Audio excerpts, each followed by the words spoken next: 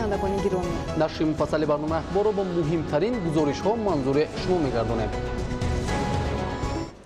дар нерӯгоҳи барқи обии Роғун бо азми қатъӣ ва иродаи матини фарзандони ватандӯст ва бонангуномӯз корҳои сохтмонӣ бомаром идома дорад. Корҳои шабонарӯзӣ дар ин майдони корзор ҳар фарди худогоҳро ба ояндаи боз ҳам ободи Тоҷикистон умеди қавӣ мебахшад. Азму иродаи ватандӯстона ва дастуру супоришҳои пешвои муаззами миллат муҳтарам Эмомалӣ Раҳмон дар бунёди ин кохи муҳташами нур ҳар сохтмончиро ба иҷрои босифати корҳо водор месозад. Имрӯз ҳар як сохтмончӣ дарк намудааст, ки нерӯгоҳи барқи обии Роғун баъди пурра ба кор даромаданаш боргоҳи бузурги нуру гармӣ мешавад ва орзуи чандинсолаи миллати тамаддунсози мо амалӣ гардидаву кулли нияту нақшаҳои мардуми шарифи тоҷик ба воқеият табдил меёбанд. Аз рафти корҳои сохтмонӣ дар нерӯгоҳи барқи обии Роғун ки ба хотири пешрафту тараққиёти бештари Тоҷикистон анҷом дода мешавад, ҳамкорони мо гузориш омада намуданд. дар корзори Роғун бо азми устувор, нерӯ ва иродаи қавӣ, нангу номуси ватандорӣ ва ҳисси масъулияти баланди шаҳрвандӣ корҳои сохтмонӣ анҷом дода мешавад ва ҳар як сохтмончию дигар кормандони муҳандисиву техникӣ худро дар иҷрои босуръат ва босифати корҳо масъул медонад. дар маҷмӯъ дар ҳамаи қитъаҳои иншооти бузург ва беназири аср нерӯгоҳи барқи обии Роғун аз ҷумла дар нақбҳои сохтмонию нақлиётӣ, толори мошинҳо, қубурҳои обҷабанда ва сарбанд корҳои пешбинигардида мувофиқ ба нақша иҷро гардида таҳти назорати қатъӣ қарор доранд. масъулияи сохтмонӣ, дастгоҳу таҷҳизот ва дигар лавозимоти истифодашаванда дар ин иншоот аввал аз ташхис гузаронида мешавад ва сипас ба истеҳсолот равона мегардад.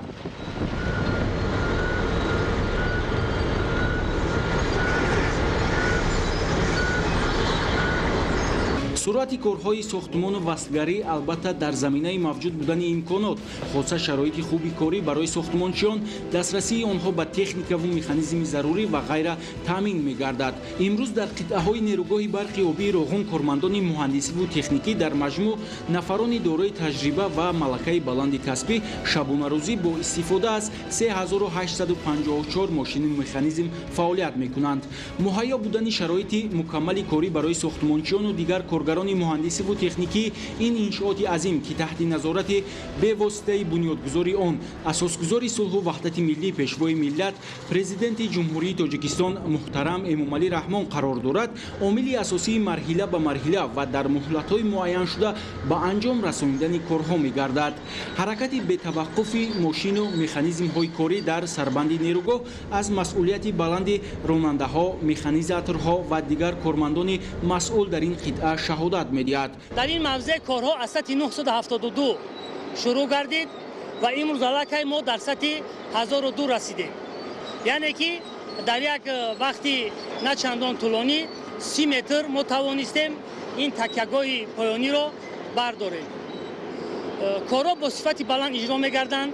назорати сифат бошад аз тарафи озмоишгоҳи пудрачӣ ва инчунин назорати қатъӣ аз тарафи мутахассисони назорати сифати намояндаи фармоишгар ва инчунин худи мутахассисони худи фармоишгар сурат мегирад. ба ҳар як куби маводи хобондашуда на камтар аз 150 литр об занонида мешавад. бо мошинаҳои махсуси шибакунанда шиба кунанда мешавад ва баъди гузарондани ташхисҳои лабораторӣ боз барои хобондани қабати дигар иҷозат дода мешавад. корҳои сохтмонӣ аз қабили кашонидан, рехтану шибакунии ҷинсҳои кӯҳӣ ва кандану тоза намудани мавзеи сарбанди нерӯгоҳи барқи обии Роғун ки аз иншооти муҳими иншоот ба ҳисоб меравад, дар асоси нақша амалӣ мешавад ва дар рафти корҳо ба суръат ва сифати иҷрои ҳар амал аҳамияти аввалиндараҷа зоҳир мегардад. чуноне ки шумо шоҳиде мебинем, мо дар охири сарбанд дар як рӯз зиёда аз 500 мошин хоку сангу шағалро тахтанвор мекунад. кор дар ин қитъа дар асоси талабот ва бо риояи қоидаҳои махсуси сарбандсозӣ анҷом меёбад. корҳо дар ду баҳс сурат мегирад. аввал тибқи лоиҳа маводи зонаи 4 мегӯем, маводи шағалзамин хобонида мешавад ва бо откоси бо ёнаи махсус тайёр карда мешавад, бо як баландӣ ва ду бо горизонталӣ, як вертикалӣ, ду горизонталӣ ва на камтар аз ду қабати маводи шағалзамин пеш меравад ва баъд аз он маводи ҷинси кӯҳӣ дар خوابانده می شود که تا اینکه این مواد در بالا این مواد تواند با رعایت تکنولوژی خوابد. مواد ضروری از قبیل گلخاک، سنگ و شغل و دیگر جنس‌های کوهی با اصول مخصوص و طبق مقررات معین شده قبض به قبض خوابانیده می‌شوند که این عامل قابلیت آب‌قپی سربند را پررا تامین می‌نماید. جنس‌های کوهی این مواد مخصوص تیار کرده شده است با اندازه از 0 تا 700 میلیمتر. این از کانی از کاریر 26 کار کرده شده در انبارهای مخصوص ذخیره کرده شده است. کانیش مواد شغل زمین باشد از کانی رقم 15 از طرف ساحل راست و چپ کشانیده شده با این هم باشد اندازه مخصوصی 0.700 دارد و در انبارهای مخصوص انبار کرده شده است و از آنجا آورده ما میخوابونیم. در خود همین تکیه‌گاه کانی باشد حاضر دو مواد جنسی کوهی 0.700 و شغل زمین 0.700. در جایهایی که در آن جایهایی که رسیش با انشاءات‌های بتونی است در آنجا ما موادی تا 0.300 با مخصوص تیار کرده شده مواد از آن را میخوابونیم و در قطعه گذریش باشد در تا اندازه 1 متر ما موادی رگی از 0 تا 10 مخصوص تیار کرده شده را میخوابونیم. کارهای ساختمان و وسطگری در اکثر انشاءات از جمله نقب ساختمانی سیوم کاملا به انجام رسیدند. بنیاد نقب ساختمانی چهارم باشد طبق جدول اجرایش کارها و لایحه‌های پیشنهاد شده جریان دارد. در درآمدگاه نقب و دیوار حمایوی آن از آغاز ساختمان تا به امروز 27495 متر مکعب بتون خوابانیده شده. کارهای مستحکم کنی و گذاشتن انکرها 13311 متر طولانی را تشکیل می‌دهد. کارهای زمینی حفاری و ارماتوربندی نقب نیز در دایره طلبات و با سرعت و صفت بلند اجرا می‌گردند. طبق اطلاع مسئولان در این نقب کارهای حفاری در حجم 160409 متر مکعب به اجرا رسیده. اندازه نقب‌کنی با نظرداشت نقب‌های دسترسی به 222681 متر مکعب برابر گردیده است. حجم ماهانه بتون خوابانیده شده به 5444 متر مکعب برابر بوده. از آغاز ساختمان تا به امروز چنین کارها 59985 متر مکعب را تشکیل می‌دهد. کارمندان نیروگاه در همه قطعه‌ها از جمله در تالار ماشین‌ها، قبوری آب جابنده و غیره نیز مسئولیت بلند احساس نموده کوشش دارند وظیفه برداشت داشته خویش را طبق طلبات اجرا نمایند. این زمان در تالار ماشین‌های نیروگاه در حالتی که اگریگات پنجم و ششم در حالت کاری باشند در قسمت اگریگات چهارم برای کارهای آمادگی برای نصب استاتری توربینای اگریگات چهارم اجرا گردیده ایستاندند. همزمان کارهای تیاری برای کارهای نخب‌کنی اگریگات دوم و سوم رفته ایستاده است. همزمان در قسمت‌های دیگری اطراف تالار ماشین‌ها یعنی در نخب‌های جابنده اگریگات چهارم کارهای آهن و بتونی به انجام رسیده ایستادند. در نخب‌های جابنده اگریگات‌های یکم دوم و سوم کارهای نخب‌کنی ادامه یافته ایستادند. همچنین در سبب آنکه اگریگات چهارم ما از آب قبول کننده دائمی آب انبار آب میگیرد در اینجا شاخت‌های ورتیکالی بلندی تا 210 متر کارهای نخب‌کنی اجرا کردند. عین زمان در 6 تا شاخت این اگریگات‌ها کارهای فورنل این شاخت‌ها با اجرا رسانیده. فورنل یعنی مرکزی شاخت قطری تا 3 متر نخب‌کنی گردیده است و کارهای کشاف شده این سازها سر کرده شده. این زمان در قسمت خود تالار ماشین‌ها و نقب‌های جابنده با مقداری زیاده از 47000 متر مکعب با استفاده قریب 3000 تن ارماتور کارها اجرا گردیدند و کارها همچنین ادامه دارند.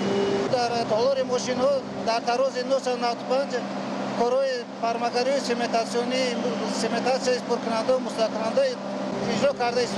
در اینجا به طور شبانه کارگران به کار مشغولند. این زمان در طراز 995 باز به کار فرماکاری و گذاشتن انکرهای دیویدک مشغول میباشیم. ما کوشش کرده استیم که به صفت کارها اهمیت اول درجه دهیم تا که نیروگاه برقی آبی روغن با صفت بلند ساخته شود و سالهای دراز به مردم خدمت نمود. татбиқи тарҳи роғун дар рушду тараққиёти бештари мамлакат асос гардида дар баробари таъмини сокинон бо нерӯи барқ, инчунин барои бунёди корхонаҳои дигари бузурги саноативу истеҳсолӣ, таъсиси ҷойҳои нави корӣ дар маҷмӯъ боз ҳам баланд гардидани сатҳи зиндагии мардум замина мегузорад. дарки ин маъно дар кору амали ҳар як корманди он комилан эҳсос мегардад. ҳузури мардони бонангу ори миллат, дилгармиву ҳавасмандии кафшергарону барқчиён, васлгарон, бетонгирон, арматурбандон, нақшгирон ва дигар кормандони пуртаҷриба дар нерӯгоҳи барқи обии Роғон меҳру муҳаббати беандозаро нисбат ба ватан дар қалби ҳар соҳибватан ҷой намудааст.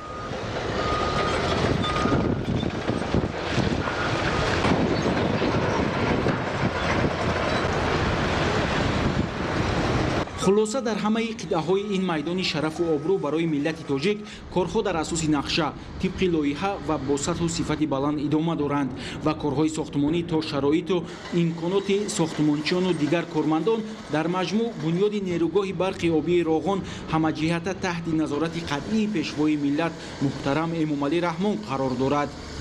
имрӯз ду агрегати нерӯгоҳи барқи обии Роғон фаъолият мекунад ки яке 16 ноябри соли 2018 ва дуввуми 9 сентябри соли 2019 бо иштироки бевоситаи бунёдгузори Кохи Нур, пешвои миллат, президенти ҷумҳурии Тоҷикистон муҳтарам Эмомалӣ Раҳмон навриди истифода қарор дода шудаанд ва агрегатҳои дигари ин иншооти муқтадири энергетикӣ мувофиқ ба нақша ва дар муҳлатҳои муайяншуда мавриди истифода қарор дода хоҳанд шуд. برنامه اخبار را ادامه میدیم. هیئت پارلمانی مجلس نمایندگان مجلس عالی جمهوری تاجیکستان با دعوت همتایان خود روزهای 6 و 9 اکتبر سال روان در جمهوری ازبکستان قرار داشت. در دوره این سفر ملاقات و مذاکرات سطح بلند دو جانبه انجام داده شده برای هم تحکیم بخشیدن همکاری‌های بین پارلمانی بین این دو کشور به هم دوست و برادر هوسمندی زیاد ظاهر گردید. گزارش خبرنگاران ما.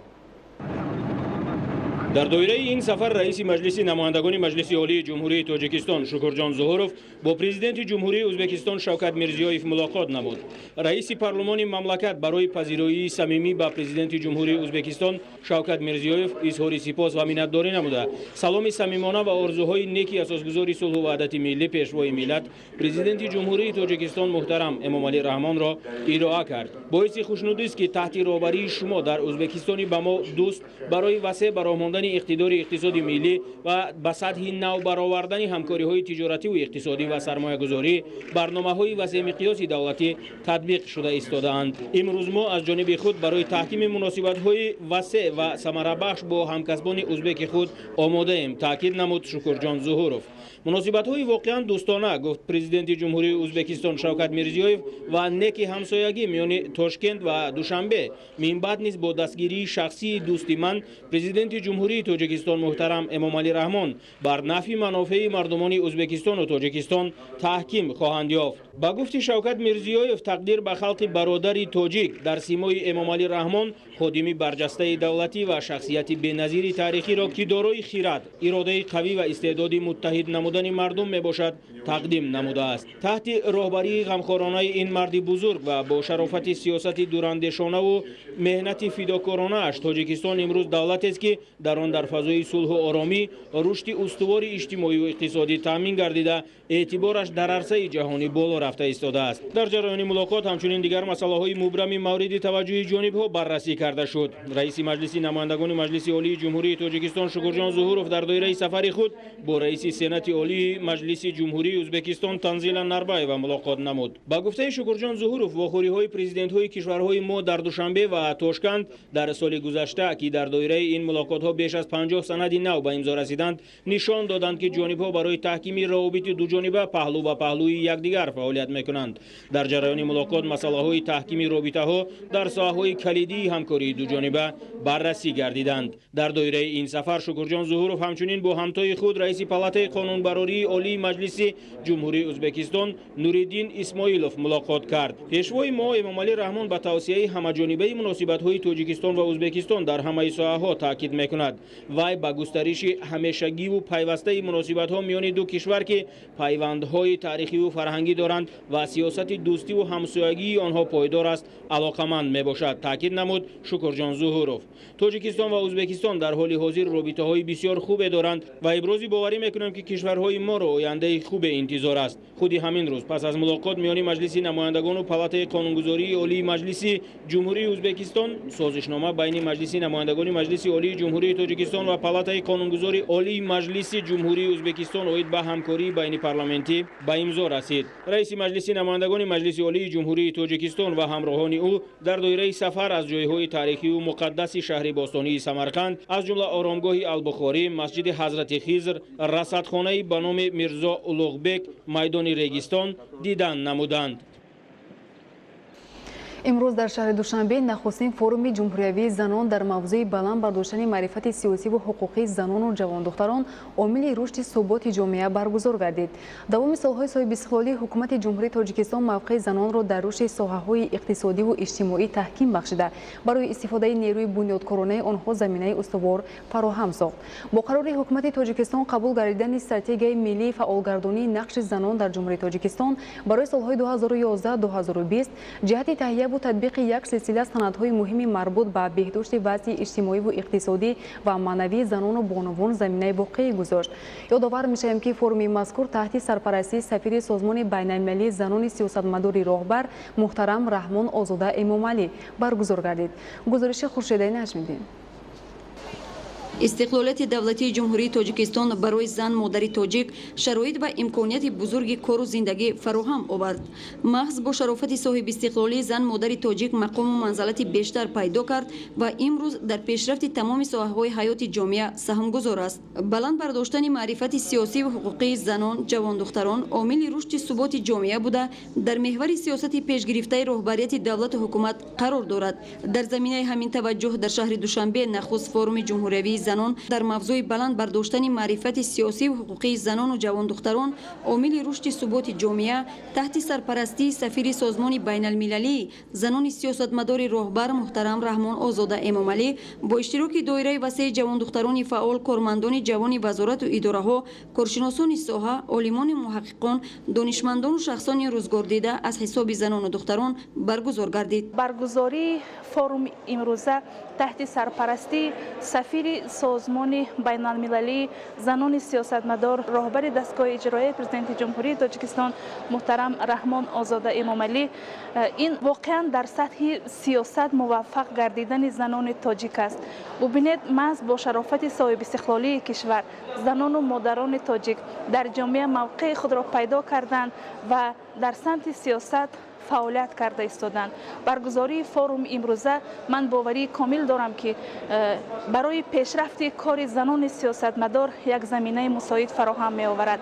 он мавзӯъҳое ки имрӯз дар ин форум баррасӣ мегарданд воқеан барои фаъолияти минбаъда, барои дар ҷомеа боз ҳам муваффақтар гардидани занону модарони сиёсатмадор албатта ин намунаи ибрат мешавад.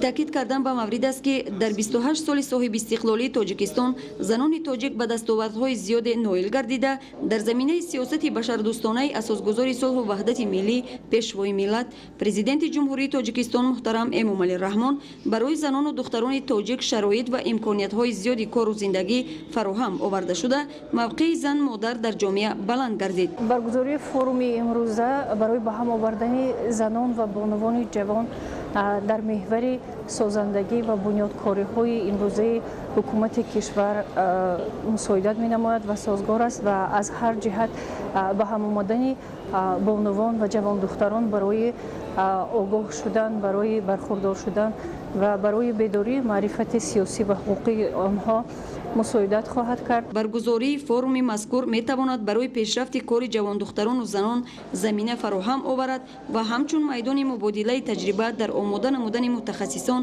аз ҳисоби ҷавондухтарон ва баланд бардоштани нақши онҳо дар ҳаёти сиёсӣ, иқтисодӣ ва иҷтимоии мамлакат саҳм гузорад. дар кори форум масъалаҳои марбут ба занон, нақши занон дар ҳалли мушкилоти мубрами ҷомеа, фаъолияти занону бонувон дар идоракунии давлатӣ, нақши занон дар илм ва инноватсия, пешгирии хушунат ва зӯроварӣ дар оила, рушди фаъолияти соҳибкорӣ дар байни занон, занон дар рушди соҳаи сайёҳӣ ва дигар масъалаҳои марбут ба занону ҷавондухтарон аз ҷониби коршиносони соҳа ва олимону муҳаққиқон мавриди баррасӣ қарор дода шуд. Хуршидаи Наҷмиддин, Озари Фатҳулло, Мақсади Мақсад, Душанбе Ахбор. мавзӯи дигар дар дораи омодагиҳо ба ҷашни 30-солагии истиқлолияти давлатии ҷумҳурии Тоҷикистон дар ноҳияи Ёвон корҳои ободонию бунёдкорӣ вусъат ёфта иншооти таъиноти гуногун мавриди баҳрабардорӣ қарор дода мешаванд. имрӯз бинои нави 3 шуъбаи ҷарроҳии беморхонаи марказии ноҳияи Ёвон ба истифода дода шуд. гузориши хабарнигорони мо дар ин хусус. барои баланд бардоштани сатҳу сифати хизматрасонии тиббӣ ба аҳолӣ дар заминаи комплекси нотамоми беморхонаи марказии ноҳияи Ёвон бо маблағгузории ҳукумати ҷумҳурии Тоҷикистон шуъбаҳои ҷарроҳии тоза, ҷарроҳии фасодӣ ва ҷарроҳихона баъди навсозии пурра мавриди истифода қарор дода шуданд. дар маросими ифтитоҳи шуъбаҳои ҷарроҳӣ роҳбарияти вилояти Хатлон, вазорати тандурустӣ ва ҳифзи иҷтимоии аҳолӣ ва ноҳияи Ёвон ширкат намуда фароҳамсохтани чунин шароити мусоиди хизматрасонии тиббиро аз ғамхориҳои пайвастаи роҳбарияти давлату ҳукумати мамлакат арзёбӣ карданд. соли 2014 бо дастгирии ҳукумати мамлакат таваллудхонаи беморхонаи марказӣ бо шароити муосири хизматрасонӣ баъди навсозӣ ба истифода дода шуда тадриҷан дигар шуъбаҳо бо дастгоҳҳои замонавӣ таъмин гардиданд. дар асоси дастуру супориши пешвои миллат асосигузори сулҳу ваҳдат президенти ҷумҳурии Тоҷикистон муҳтарам Эмомалӣ Раҳмон ба пешвоз гирифтани 30-солагии истиқлолият бо дастгирии ҳукумати ҷумҳурии Тоҷикистон 30 миллион сомонӣ ҷудо гардид. ҷаноби олӣ соли 2014 дар вақти ифтитоҳ кардани шуъбаи таваллудии беморхонаи марказии ноҳия дастур дода буданд ки комплекси нотамоми беморхона марҳила ба марҳила сохта ба истифода дода шавад. имрӯз 3 шуъба, яъне шуъбаи ҷарроҳии тоза, шуъбаи ҷарроҳии фасодӣ ва ҷарроҳихона ва тамоми таҷҳизотҳои нави муосири тиббӣ ба истифода дода шуд. дар навсозии ин 3 шуъба 10.2 миллион сомонӣ харҷ гардида хизматрасонӣ тибқи талаботи замони муосир сурат хоҳад гирифт. мо низ дар баробари ин заҳматҳои бевоситаи ҳукумати ҷумҳурӣ кӯшиш ба харҷ медиҳем ки боз ҳам сатҳу сифати хизматрасонии худро баланд бардошта ба мардум ба ниёзмандон хизмати хуби замонави расонем. шуъбаҳои мазкур дорои зиёда аз 50 ҳуҷра, 65 кат, 3 синфхона барои таҷрибаомӯзон буда бо дастгоҳу таҷҳизоти муосири тиббӣ, тахтаҳои электронӣ, системаи марказонидашудаи гармидиҳӣ, ҳушдордиҳанда, сӯхтор ва камераҳои мушоҳидавӣ муҷаҳҳаз гардонида шудааст. мо ҷавонон имрӯз дар шароити хубу замонавӣ кор ва фаъолият дорем. кӯшиш ба харҷ медиҳем ки ба ҳамин ғамхориҳои пешвои миллат ҳукумати ҷумҳурии Тоҷикистон сазовор буда хизмати шоиста ба халқу миллат расонем. шуъбаҳои ҷарроҳӣ дорои толори маҷлисгоҳи замонавӣ бо 160 ҷойи нишаст ва дигар инфраструктури зарурӣ мебошад ки аз ҷониби ширкати сохтмонии Фаридун бо сатҳу сифати баланд бунёд гардидааст. бинои шуъбаи ҷарроҳии ноҳияи Ёвон аз соли 2015 сар шуда то имсол ба анҷом расонидааст. дар оянда пешбинӣ шудааст то 30-солагии истиқлолияти ҷумҳурии Тоҷикистон ҳар соли як шуъбаи дигар метавонад 2020 ва 21 ва ду шуъбаи нав ба истифода дода мешавад. ба истифода додани ин 3 шуъбаи ҷарроҳӣ дар беморхонаи марказии ноҳияи Ёвон бо шароити арзандаи ташхису табобат имкон фароҳам меорад ки хизматрасонии тиббӣ беш аз ҳар вақти дигар ба аҳолӣ дар сатҳи баланд ба роҳ монда шавад. маврид ба таъкид аст ки дар доираи омодагиҳо ба ҷашни 30-солагии истиқлолияти давлатии ҷумҳурии Тоҷикистон дар баробари мақомоти иҷроияи маҳаллии ҳокимияти давлатӣ бо саҳми соҳибкорон марказҳои саломатӣ ва бунгоҳҳои тиббӣ бунёд мегардад. аз ҷумла бо саҳми соҳибкорон як мошини ёрии таъҷилӣ ба шуъбаи ёрии таъҷилии беморхонаи минтақавии шаҳраки ҳаёти нав дастрас карда шуда дар деҳаҳои Ширинчашма, Чормағзаки деҳоти ба номи Ҳасан Ҳусейнов ва деҳаи Бустон биноҳои наву замонавии марказҳои саломатӣ, инчунин дар деҳаи Даҳана ва Заркамар бунгоҳҳои тиббӣ сохта мавриди баҳрабардорӣ қарор дода шудааст. дар 97 муассисаи давлатӣ ва 6 муассисаи хусусии тандурустии ноҳияи Ёвон зиёда аз 1500 нафар табиб ба сокинон хизмати тиббӣ мерасонанд. бо мақсади дастрасии беҳтари сокинон ба хизматрасониҳои тиббӣ дар ҳама деҳоти ноҳияи Ёвон марказҳои саломатӣ ва бунгоҳҳои тиббӣ сохта шуда дар онҳо шароити арзанда фароҳам оварда мешавад. бо назардошти пешрафти бахшҳои гуногуни хоҷагии халқи мамлакат ҳамзамон тақозо мегардад ки рафтор, муомилаю муошират ва дар маҷмӯъ маданияти сокинон низ ҷавобгӯ ба талаботи давр бошад. хусусан дар замони ҷаҳонишавӣ ки кишвари моро ҳамчун давлати соҳиби истиқлоли дорои фарҳангу тамаддун ва забони давлатӣ хеш мешиносанд, бояд ҳамагон дар ин самт таваҷҷӯҳи аввалин дараҷа зоҳир карда бевосита барои таълиму тарбияи дурусти насли наврас бетафовут набошанд. таҳлилу мушоҳидаҳо нишон медиҳанд ки ахлоқу тарзи гуфтори насли наврасу ҷавонро ба косташавӣ дораду насли калонсол бошад дар аксар ҳолат дидаву дониста бетарафиро ихтиёр мекунад. гузориши ҳамкорони мо дар ҳамин мавзӯъ аз вилояти хатлон омода гардидааст. замони ҷаҳонишавӣ ва раванди босуръати илму техника аз ҳар як нафар тақозо менамояд ки дар нигоҳ доштани забон, фарҳангу тамаддун, одобу ахлоқ ва муомилаву муошират бетафовут набошад. бино ба таҳлили мутахассисони соҳа ва мушоҳидаҳо баробари пурзур гардидани раванди таълиму тарбия дар муассисаҳои таълимӣ ва роҳандозӣ кардани чорабиниҳои зиёди тарғиботиву фаҳмонидадиҳӣ, вале боз ҳам дар кӯчаву роҳравҳо ва дигар ҷойҳои ҷамъиятӣ рафтору кирдор риоя нагардидани одоби муошират бахусус миёни ҷавонону наврасон ба назар мерасад ки ин омил боиси нигаронӣ мебошад. ба андешаи омӯзгорон ва дигар нафароне ки бевосита дар таълиму тарбияи насли наврас муваззаф мебошанд, танҳо раванди таълиму тарбия дар муассисаҳо наметавонад ба пуррагӣ фарогири тамоми паҳлӯҳои ба воя расонидани як шахсияти комил гардад. аз ин рӯ мебояд аҳли ҷомеа, хусусан падару модарон дар таълиму тарбияи фарзандон, гаштугузор, рафтору кирдор, муносибату муошираташон таваҷҷӯҳи бештар зоҳир намоянду пайваста дар ҳамкорӣ бо муассисаҳои таълимӣ бошанд. мо метавонем ки ба василаи намоишҳои театрӣ, ба василаи чорабиниҳои фарҳанги фароғатӣ, ба василаи таҳияи филмҳои мустанад, сатҳи маърифатнокӣ ва ки одобу ахлоқи фарҳангии ҷавононро баланд бардорем. албатта сол аз сол фароҳам гардидани шароитҳои мусоиду муосири таълим ва касбу ҳунаромӯзӣ барои насли наврас дар кишвар таъсири мусбии худро дар роҳи саводомӯзии ворисони оянда гузошта истодааст. вале боз дигар омилҳое ки метавонанд дар коҳиш додани маърифатнокии қишри ҷавони ҷомеа таъсиргузор бошанд, ин истифодаи бемавриди телефонҳои мобилӣ, шабакаи интернет ва тамошои филмҳои гуногуни хусусияти зӯроварӣ дошта мебошад, мегӯянд коршиносони соҳа. қабули қонуни ҳукумати ҷумҳурии тоҷикистон дар бораи масъулияти падару модар дар таълиму тарбияи фарзанд ки соли 2011 ба тавсиб расид хеле саривақтӣ буд. албатта агар дар таълиму тарбия худи падару модар пеш аз ҳама ҳамон рисолати волидайниро агар пурра иҷро накунанд, шояд мо низ дар мактабҳо ба мақсади ниҳоӣ ноил нашавем. барои ҳамин вақте ки имрӯзҳо ба баъзан рафторҳои калонсолон, рафтори падару модарон назар меандозем, боиси хеле таассуф ва нигаронӣ аст. ва мо аксар байни омӯзгорон ҳамин хел ба хулоса меоем ки аввал бояд падару модаронро тарбия кард. чунки ҳама чизе ки фарзанд ё насли наврас мебинад, ӯ албатта дар симои падару модари худ намунаи ибратро мебинад. таҷриба собит кардааст ки бетарафиву бетафовутӣ нисбат ба хурдтарин амалу кирдорҳои ношоиставу ғайри ахлоқӣ метавонад дар худ паёмадҳои ногувор дошта бошад. аз ин рӯ аҳли омӯзгорону дигар нафарони масъул талқин менамоянд ки танҳо бо роҳи дастаҷамъона машғул гардидан ба кори таълиму тарбия, бахусус ҷалби наврасон ба китобхонӣ, тамошои саҳнаҳои театрӣ, назорати вақту муҳити гашту гузор, сари вақт ислоҳ кардани камбудиҳои ба амал омада метавон дар ҷодаи ба воя расонидани насли босаводу хушахлоқ ва тандусту бомаданиятро ба камол расонид. таварали соҳибназаров, Парвиз Сафаров барои барномаи ахбор. соли равон дар ноҳияи рӯшон зиёда аз 6000 бех ниҳоли дарахтони мевадиҳанда шинонида шуда, наздики 10 гектар боғҳои кӯҳна барқарор ва зиёда аз 9 гектар боғҳои нав бунёд карда шуданд. дар барқарорсозии боғҳои кӯҳна ҳиссаи соҳибкорони инфиродӣ Назарас мебошад. яке аз онҳо Назархотун Раҷаббекова мебошад. мавзӯъро ҳамкоронам идома медиҳанд. боғи мевадори Назархотун Раҷаббекова ва ҳамсараш сешанбе асосан аз дарахтони себ иборат буда, ҳосили хуб медиҳад. соҳибони боғ касби омӯзгорӣ дошта, баъди ба нафақа баромадан ба боғдорӣ машғул шуданд. боғи кӯҳнаро ки аз собиқ совхози 50-солагии Тоҷикистон ба мерос монда буд, ба ӯҳда гирифта обод намуданд.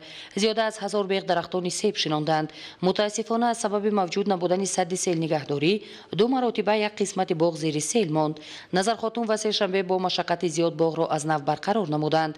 баъди сохта гардидани банди селнигаҳдорӣ боғ аз офати табиӣ наҷот дода шуд. аз рӯи гуфти Назархотун Раҷаббекова онҳо кӯшиш намуданд ки навъҳои беҳтарин ва ширини себро дар боғашон парвариш намоянд. заминҳое ки бекор хобида буданд баъди селоб ва оби дарё як баланд шудан гирифту, мо амин боға яъне гирифтем. ягон кас ина гирифта нахост ва шавҳари ман хост ки амин боға гираду соли якум дар ин ҷо зардолу шинондем. соли сеюм мо ин боға яъне себ шинондем. дар он ҷо ин себҳо аз ҳамон ҷо нашунамо ёфтанд фақат об набуд, дастӣ мекашондему онро пору медодему, яъне замина нар мекардем, бачаҳомон амиқа ёрдам мекарданду оҳиста оҳиста ана ин себҳо нашунамо ёфтанд. ҳамасола ин боғ аз 15 то 18 тонна ҳосили хушсифат медиҳад. аз рӯи гуфти боғдорон дар бисёр мавридҳо харидорон худашон меваи себро ҷамъоварӣ менамоянд. азбаски як қисми ҳосилро шамол мерезонад, онро хушк намудан лозим меояд. соли равон барои тайёр намудани шарбат ва хушк намудани як қисми ҳосил дастгоҳҳо харид гардида дар рӯзҳои наздик васл мегарданд. масоҳати умумии боғ 1 гектару 600 ҳисса буда, васеъкунии он аз ҳисоби замини шурки қисман зери об буд дар назар дошта шудааст. ният аст ки барои нигоҳдории қисмати муайяни ҳосил амбор сохта мегардад.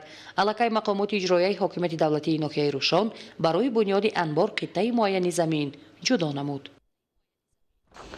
бахшида ба рӯзи умуми ҷаҳонии мубориза бар зидди вируси норасоии масъулияти одам имрӯз дар донишкадаи давлатии забонҳои Тоҷикистон ба номи Сотим Улуғзода таҳти унвони ҷавонон бар зидди вируси норасоии масъулияти одам бо иштироки донишҷӯён ва кормандони соҳаи тиб ҷамъомад баргузор гардид. таваҷҷӯҳ намоед.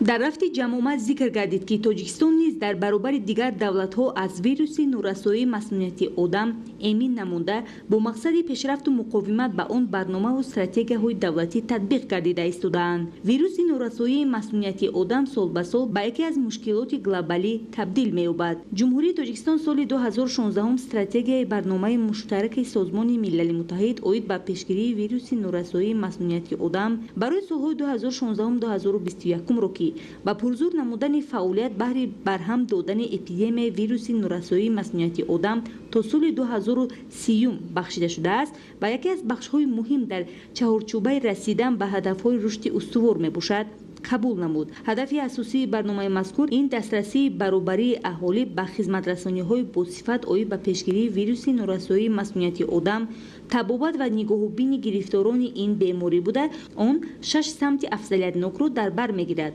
ҳар яке аз ин самтҳо вазифаҳои мушаххас дошта, дар доираи иҷрои онҳо чорабиниҳои дахлдор амалӣ шуда истодаанд, гуфта шуд дар ҷамъомад. ба иттилои мутахассисони соҳаи тиб, вируси норасоии масъулияти одам системаи иммунитети шахсро заиф карда, онро барои солим нигоҳ доштани организм мураккаб месозад. вақте вируси норасоии масъулияти одам рушд меёбад, он метавонад ба бемории пайдошудаи норасоии масъулият оварда расонад.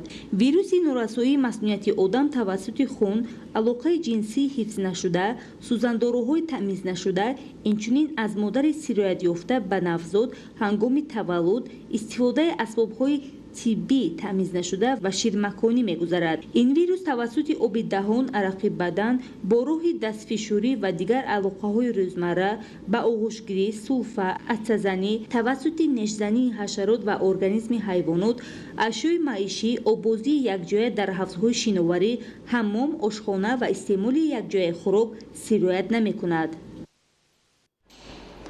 коллеҷи тиббии шаҳри Бухтар солҳои охир дар самти тайёр намудани мутахассисони баландпояи соҳаи тиб дастовардҳои назаррасро ноил гаштааст.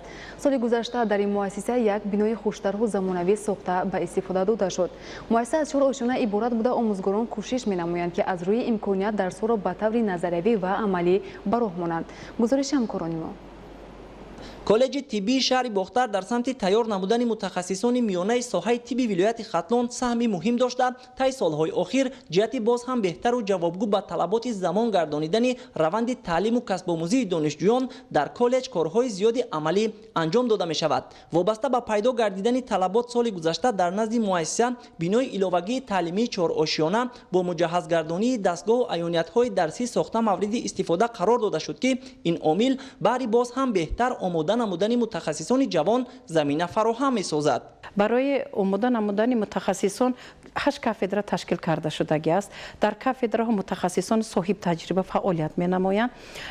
ҳамин сола худаш 15 адад тахтаи электронӣ дастрас карда шуд ва ҳамаи онҳоро мо омӯзгорон дар вақти дарс гузаштан истифода намуда истоданд. дар раванди санҷиши мутамаркази донишҷӯён тариқи маркази миллии тестӣ дар синфхонаи тозабунёд шароитҳои лозима таъмин карда шудааст ки ин барои шаффоф анҷом додани давраи супоридани имтиҳонот мусоидат мекунад. мо дар шӯъбаи момоӣ таҳсил менамоем ва дар ин марказ ما آمده دانش خود را میسنجیم، یعنی در مرکز تستی.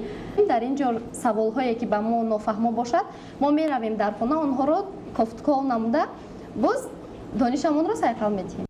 با گفته مسئولین سال سال اشتراک فعالانه دانشجویان کالج در آزمون‌های فنی، چاره‌بینی‌های فرهنگی و مسابقه‌های ورزشی نیز مشاهده می‌گردد که این همه به بهتر گردیدن شرایط و روند تعلیم و کسب آموزی در کالج ربط دارد. من همچون اشتراکچی آزمون فروغ سوپر دانایی امسال در آزمون اشتراک نمودم و سزاوار شاه جایزه گشتم و من به آزمون جمهوری راه خط دادم و من می‌خواهم که باز دانش خودم را تکمیل دهم و دانش خودم را باز هم زیادتر کرده دانشگاه دولتی طبی باشم و میخواهم به خلق و وطن خودم خدمت کنم.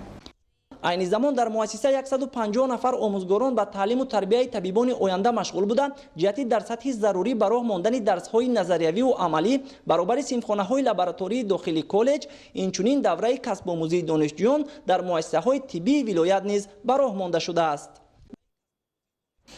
در ناحیه لخش بهر تامین اهالی با جایهای نوی کاری تدبیرهای سودمند ادامه داده می شود. سال 2019 مراتب سیوم است که در ناحیه برای به شغل فرا گرفتن جوانان و ساکنان یارمارکه جای کاری خالی تشکیل کرده شد. در این یارمارکه ها زیاده از 40 نفر به شغل فرا گرفته شدند. گزارش خبرنگاران ما از ناحیه لخش. مسئله با جای کار تامین کردن اهالی و تأسیس جایهای نوی کاری یکی از هدفهای اساسی حکومت جمهوری تاجیکستان محسوب یافته. در این سمت تدبیرهای نظررس عملی کرده می شود. در یارمارکه از جانب 21 تشکیلات و مؤسسه ها و کارخانه های ناحیه 63 جای کاری خالی در ساحه های گوناگون پیشنهاد گردید. یارمارکه جایهای کاری خالی از جانب شعبه اگنتی مهنت و شغل اهالی ناحیه لخش برگزار گردیده. هدف پیش از همه فراهم ساختن شرایط برای کارجویان و تامین آنها با جای کاری دائمی و موسمی می باشد. در این چهاربینی 21 تشکیلات مؤسسه‌های ناحیه شرکت ورزیده با کارجویندگان 63 جایهای کاری خالی و وظیفه آزاد را پیشنهاد نمودند. شماره زیادی ساکنان با مقصد پیدا کردن جای کاری موافق در یارمارکه اشتراک کرده به خود کسب‌های موافق را انتخاب کردند. در این تدبیر 11 نفر صاحب جای کار، 17 نفر برای کسب آموزی و 21 کس دیگر برای کارهای جمعیتی جلب گردیدند. تأسیس کارخانه و کارگاه‌های خرد استحصالی نیز یکی از وسیله‌های مهمی با شغل تامین کردن اهالی محسوب می‌یابد. دوام سال‌های صاحب استقلالی در ناحیه لخش کارگاه و کارخانه‌های صنعتی بنیاد گردیده نفران زیاد به کار دائمی تامین شدند. بینندگان گرامی، نشر مفصلی برنامه اطلاعاتی اخبار خاتمه می‌یابد. تنسیت و خانه آباد باشید.